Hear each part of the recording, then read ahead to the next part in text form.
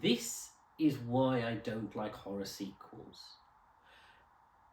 Black Phone 2 does exactly the thing that I'm always concerned about when you have a really taut, well-constructed narrative that has a clear beginning, middle, and end with themes of abuse, of trauma, of community degradation through historic crimes.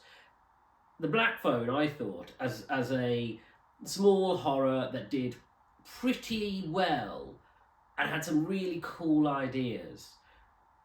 Everything about the Black Phone 2 is exactly what lets it down, where it's trying to expand the lore of the Black Phone mythology. It's trying to advance the characters, but in a way that people wouldn't expect. It's trying to reflect on the events of the first one and recontextualize them and add new plot twists that we didn't realize in the first one, and it just dilutes the messaging and the story of the original.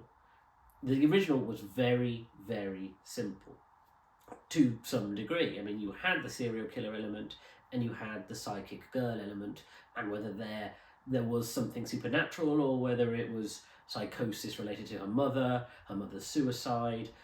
Really interesting ideas that films, that I've discussed this year, like Weapons, has that same sort of strangeness to it. Or if you look at season 1 of Stranger Things, say, Black Phone 2 really took ideas but wanted to add a certain maturity to some of those themes.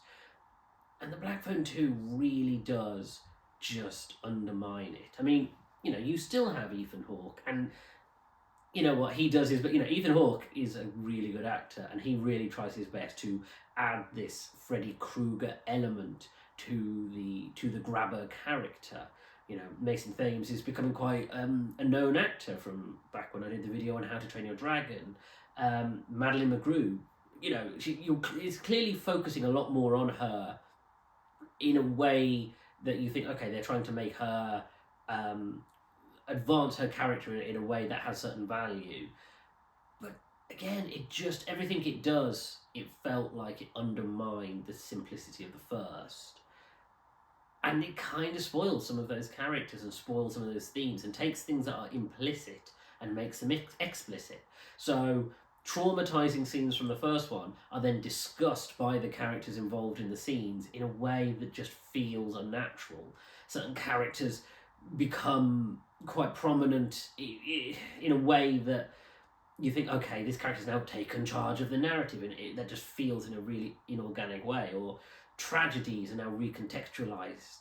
And again, I keep circling over the fact that it just spoils a lot of the stuff that's good in the first one, because ultimately if I were to rewatch the first one, I would intend to forget the second, because it is not good.